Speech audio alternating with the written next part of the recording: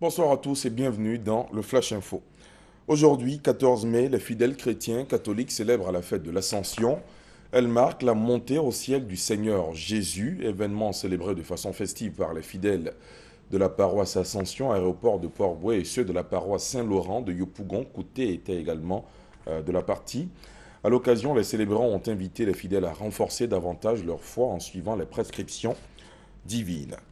Ce soir, on s'intéresse également au projet Grand Abidjan. Il s'agit d'un nouveau schéma directeur pour encadrer l'urbanisme d'Abidjan et ses villes périphériques, ainsi que le développement du transport urbain dans la capitale économique. C'est le résultat d'une étude démarrée en 2013 par le ministère de la Construction qui a par ailleurs procédé au recensement des biens immobiliers de l'État.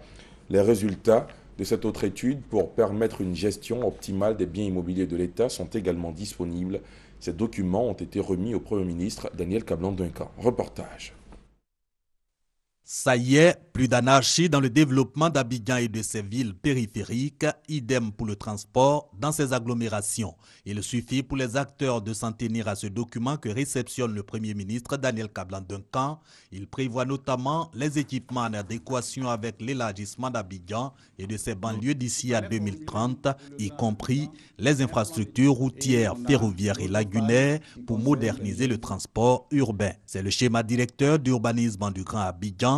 Il est réalisé par le ministère de la Construction à hauteur de 3 milliards de francs CFA, un appui financier du Japon. Ce schéma directeur naît d'une parfaite collaboration entre les experts de la JICA et leurs homologues ivoiriens en parfaite adéquation avec le plan national de développement.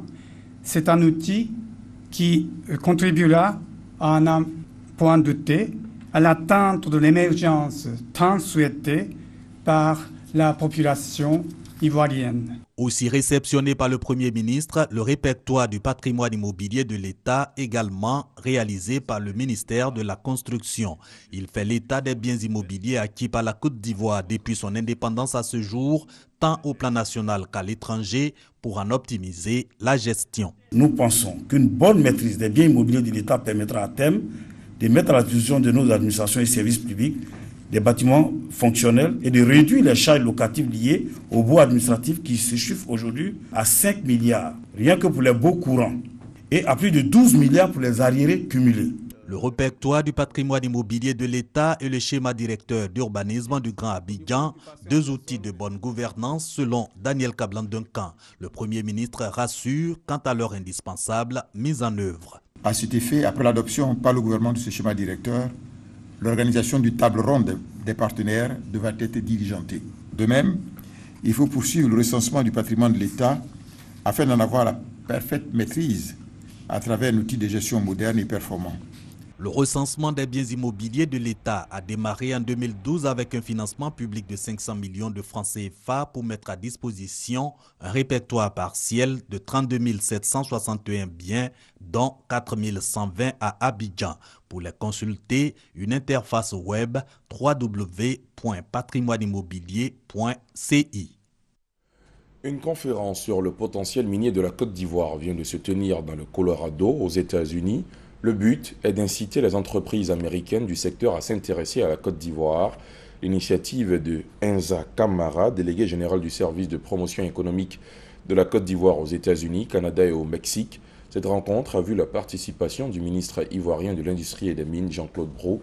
Les détails à suivre dans la grande édition.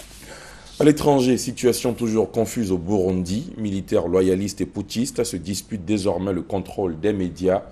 Le siège de la télévision et de la radio nationale à Bujumbura est le théâtre de ce jeudi de violents affrontements à l'âme lourde et des radios indépendantes dont la très populaire RPA ont été attaquées dans la nuit.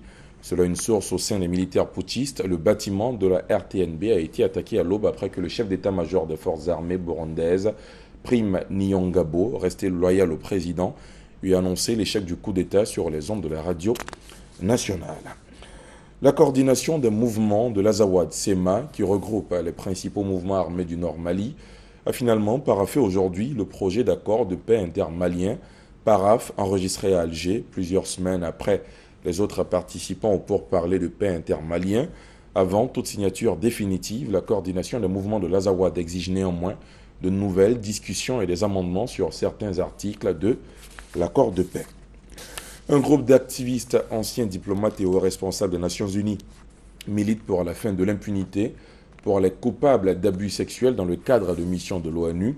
Ce groupe exige la levée de l'immunité diplomatique qui couvre le personnel onusien, militaire ou civil déployé sur le terrain, 2 semaines après les révélations des viols sur de jeunes enfants par des soldats français, tchadiens et de Guinée équatoriale en Centrafrique. Ces experts somment l'ONU de réagir pour sauver sa réputation.